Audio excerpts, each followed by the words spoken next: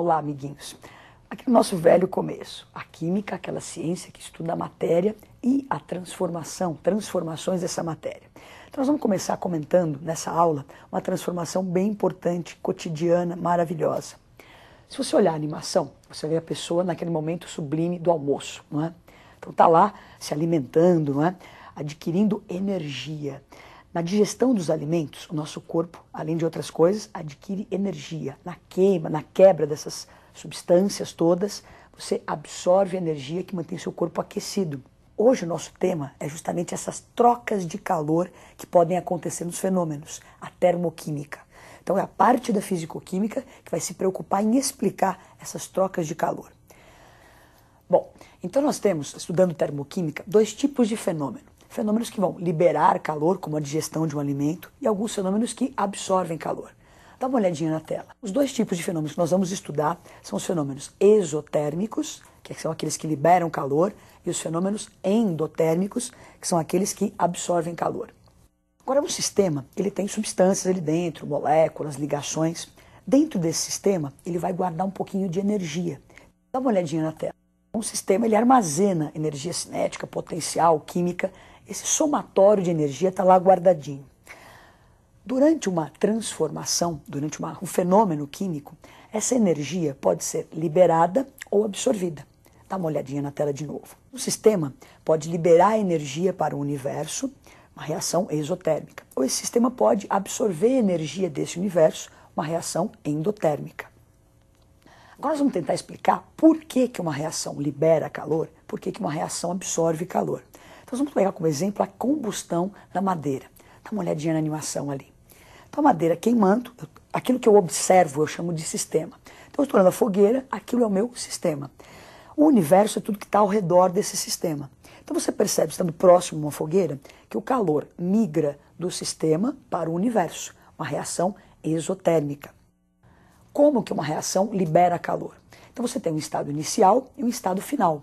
Substâncias diferentes no início, diferentes no final. Essas substâncias sendo diferentes, são sistemas diferentes com energias diferentes. Então nós vemos aí a quantidade, como se fosse o pacote de energia dos reagentes. Então no início eu tenho uma quantidade de energia maior que a do final, se você observar os bloquinhos ali. Então a transformação do reagente para o produto, a energia vai diminuir.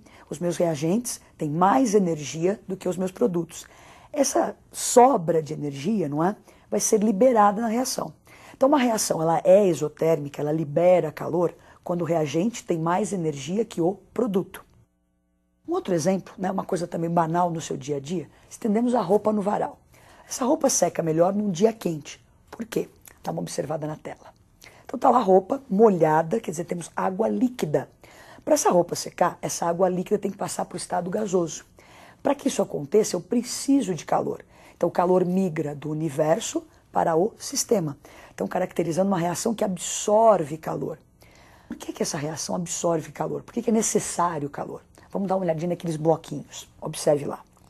Então, o início, eu tenho lá água líquida no nosso exemplo. Essa água líquida tem uma energia menor que a água gasosa, que é o produto final. Então está faltando energia. Então essa energia precisa ser absorvida, caracterizando então uma reação endotérmica. Bom, então nós observamos quando uma reação é exo, quando uma reação é endo. Então essa diferença de energia que existe entre o início e o final é que faz uma reação liberar ou absorver calor. Agora, essa energia que tem dentro de um sistema, ela vai ter um nome. Então as substâncias têm esse pacotinho de energia. Nós vamos chamar isso de entalpia. Então dá uma olhadinha na tela. Entalpia, representado pela letra H, fácil para você lembrar, não é? Então entalpia, letra H, é o conteúdo energético das substâncias. Tem uma informação muito importante aí. Se a pressão e a temperatura no estado inicial e final desse fenômeno, dessa reação, forem as mesmas, o calor dessa reação ele vai ser medido pela variação de entalpia, pelo ΔH. E é o que vai acontecer no nosso vestibular. Então, o ΔH vai ser uma forma de expressar a variação de entalpia, vai ser uma forma de expressar o calor da reação. Então, a entalpia é o conteúdo energético das substâncias. Essa variação de entalpia vai nos dar o calor da reação. Bom, então agora nós vamos ver assim, uma linguagem mais química, reações termoquímicas. A gente falou meio genérico, libera, absorve, tem muito, tem pouco. Como é que isso se traduz na química? Então, uma reação exotérmica. Então nós temos aí a reação exotérmica, aquela reação que libera calor. Então nós temos aí o carbono, o oxigênio formando CO2. Isso que está escrito na tela é uma equação termoquímica. Numa equação termoquímica é bem importante o estado físico das substâncias, uma vez que se muda de estado físico, muda a energia da substância. Nesse caso, então, carbono e oxigênio são os nossos reagentes, tem uma certa entalpia. O CO2 é o produto, tem a sua entalpia, a entalpia do produto. Se você observar, nós temos ali mais 94 quilocalorias. Esta energia, este calor, expresso aí em quilocalorias, ele é liberado, ele é um produto dessa reação. Então, por que ele foi liberado? Porque a energia do reagente é maior que a energia do produto, como já havíamos visto antes. A gente pode melhorar isso, colocar um gráfico. Vamos ver a próxima tela. Então lá está a entalpia pelo desenrolar, pelo caminho da reação. Então você observa que o reagente está no patamar acima do produto. O reagente tem uma energia maior que a do produto. A diferença entre o reagente e o produto é o que nós chamamos de ΔH, a variação de entalpia, que para nós vai dar o calor dessa reação. Então, ΔH, essa variação, é sempre o final menos o inicial. Para nós, numa reação, é o produto menos o reagente. Nesse caso, quando eu caminho do reagente para o produto, a energia é liberada, eu perco, as substâncias perdem energia. Então, o ΔH fica negativo. Dá uma olhadinha, ó, ΔH negativo, quer dizer, entalpia é a energia da substância. Então as substâncias estão perdendo energia, quem está ao redor, o universo está ganhando, ó, o calor é liberado na reação. Se você observar a próxima tela, a gente vai poder representar a equação termoquímica também indicando o ΔH. Na primeira representação nós tínhamos lá mais 94 quilocalorias, o calor liberado. Agora temos a mesma reação, só que o ΔH ficou negativo. Acho que não sei se você entendeu, vamos especificar isso melhor. Eu passo um cheque para alguém, no meu extrato bancário aparece um saldo negativo, menos R$10, por exemplo. A pessoa onde depositou a conta, aparece lá positivo, mais R$10. O valor não é maior nem menor, é o mesmo valor. Então o ΔH, ele retrata o que acontece com a substância. Então as substâncias perderam energia, então o ΔH é negativo. O universo ganhou, por isso que o calor era positivo. Então o ΔH retrata o que acontece com as substâncias durante a transformação. Se ele é negativo, as substâncias perdem energia, a reação liberou energia, uma reação exotérmica. Então agora nós vamos para as reações endotérmicas. Então você vê ali, ó, o carbono grafite. Bom, lembrando que a reação endotérmica é aquela que absorve calor, não é? Então nós temos o carbono grafite, o enxofre rômbico. Para que essa reação ocorra, eu preciso, o calor é necessário. Se você vê que ele aí está como reagente, para que se forme o produto sulfeto de carbono. Normalmente os químicos têm o hábito de expressar o calor ao final da reação. Então nós passamos ele lá para o lado do produto, por isso que ele ficou com o sinal negativo. Então durante essa reação, não é, você tem a entalpia dos reagentes, ela é menor que a entalpia do produto, por isso que eu preciso de energia. Então lembra, endotérmica, a energia do reagente é menor que a do produto. Então você pode observar no gráfico entalpia pelo caminho da reação. Então nós temos o reagente com uma energia menor que a do produto. Então ao longo da reação, o reagente absorve energia, o calor é absorvido. Então o ΔH, que é essa diferença, essa variação de entalpia, continua sendo produto menos reagente. Nesse caso, como a energia é absorvida, o ΔH fica positivo, quer dizer, as substâncias estão ganhando energia. Vamos lá formalizar a reação. Então olha lá. A primeira nós vimos então que nós temos o calor ficou negativo no final da reação.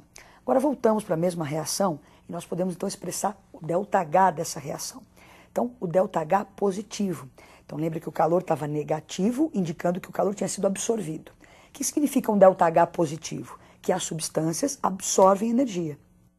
Posso calcular esse calor de uma reação experimentalmente num laboratório, num aparelhinho chamado calorímetro. Mas muitas reações ficam complicadas de se realizar dentro desse calorímetro.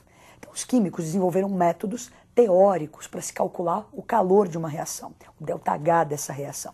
Nós vamos aprender um desses métodos, que é através da lei de Hess. Então vamos observar o quadro e entender primeiro o que é essa lei de Hess e o que ela me possibilita. Dá uma olhadinha lá. Então eu tenho um estado inicial e um estado final. O meu objetivo é sair do início, né, de A, e chegar em B. Eu posso usar dois caminhos. Então você tem um caminho laranja e tem um caminho verde ali, não é? Então nesse caminho laranja eu tenho uma energia Q1 envolvida. No caminho verde eu tenho uma energia Q2 e Q3. Então o que acontece? Por exemplo, uma viagem que você faça, não é? Eu posso ir direto de Santos para Campos do Jordão, não é? Ou eu posso ir de Santos, parar em São José, depois chegar lá em Campos do Jordão. Então eu tenho caminhos diferentes para seguir. Mas a variação de altitude, por exemplo, nessa minha viagem não vai ser a mesma? Saio de Santos e chego em Campos do Jordão. Para nós, na química, o Hess percebeu isso. A variação de energia térmica de um fenômeno não interessa o estado intermediário, só me interessa o estado final e o estado inicial. Então, a energia envolvida, indo por esse caminho direto ou fazendo uma paradinha, é a mesma. Então, a lei de Hess me garante que Q1 é igual a Q2 mais Q3. Então, a lei de Hess nos possibilita esse calor que nós colocamos ali, por trás do calor existe uma reação, um fenômeno acontecendo. Então, o Hess nos garante que eu posso somar equações químicas como se fossem equações matemáticas. Então, somando equações, somando calores dessas equações, eu posso achar o calor de uma outra equação. Nós vamos pegar um exemplo para ver como é que isso acontece, não é? Preste atenção. 2 de grafita mais oxigênio dando 2 de CO. Então, como você observa, nós temos uma primeira equação onde o calor ΔH ele é desconhecido.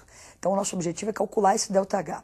Essa equação, 2 de grafite mais O2 dando 2 de CO, ela é uma equação complicada de se fazer num calorímetro. Por isso, nós vamos usar a lei de Hess, que é uma maneira teórica de se calcular o ΔH.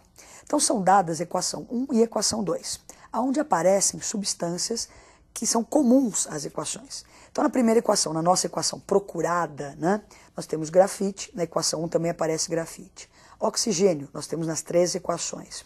E o CO, que eu quero como produto na nossa primeira equação, na equação procurada, ele é dado, ele aparece na equação número 2. Então, qual é o nosso objetivo? Somar a equação 1 e 2 e chegar na equação procurada. Então, a primeira substância que aparece na minha equação procurada é o carbono grafite. Na equação 1, nós temos o carbono grafite. Só que eu preciso de 2 mols e na equação dada, que é a número 1, só tem 1 mol. Então, vamos ver a próxima tela? Bom, então nós temos lá o carbono grafite, que era um reagente. Nós precisamos de 2 mols, então vamos multiplicar a equação 1 por 2. Então, quando eu multiplico a equação 1 por 2, multiplico toda a equação, inclusive o ΔH, como você observa na tela. Então, toda a equação multiplicada por 2, inclusive o calor. Agora, outra substância que eu precisava naquela equação procurada era o monóxido de carbono, o CO. Só que o CO na equação procurada ele é produto. E na equação 2 ele aparece, só que aparece como reagente. Então o artifício que a gente usa é inverter a equação, como se fosse matemática, inverte a equação. O que é produto você escreve como reagente, o que é reagente você escreve como produto. Só que acontece o seguinte, se você inverte a equação, ela deixou de ser exotérmica e passa a ser endotérmica. Então o ΔH fica positivo, como você observa ali. Tudo que você fizer na equação vai ser refletido no ΔH. Agora nós vamos, usando a lei de Hess, somar essas duas equações, não é? E ver se a gente conseguiu obter aquela equação procurada. Na hora que eu somo essas duas equações, eu posso cancelar as mesmas substâncias que estão em lados opostos. Então você vai poder cortar aí 2 de CO2 com 2 de CO2. Vamos poder cortar o oxigênio que está à direita com o oxigênio da esquerda, sobrando então lá um oxigênio. Somo tudo, então sobrou nessa somatória 2 de grafite, 1 de oxigênio e 2 do CO. Então chegamos na equação procurada. Agora é só somar os calores. Então você pode ver a próxima tela, não cabia tudo numa tela só. Então está aí na próxima tela, multiplicado por 2 o ΔH da primeira, invertemos a segunda, somei, encontrei o ΔH da equação procurada. Então usando a lei de Hess, soma-se equações, chega na equação procurada e tem sua resposta. Bom, é bom você treinar mais alguns exercícios da lei de Hess, não é? Esse somatório de equações costuma cair nos vestibulares. Então hoje o nosso tema foi termoquímica. Então nós aprendemos por que uma reação libera, absorve calor e como calcular o ΔH dessas reações com a lei de Hess. Então até a próxima aula. Bom estudo!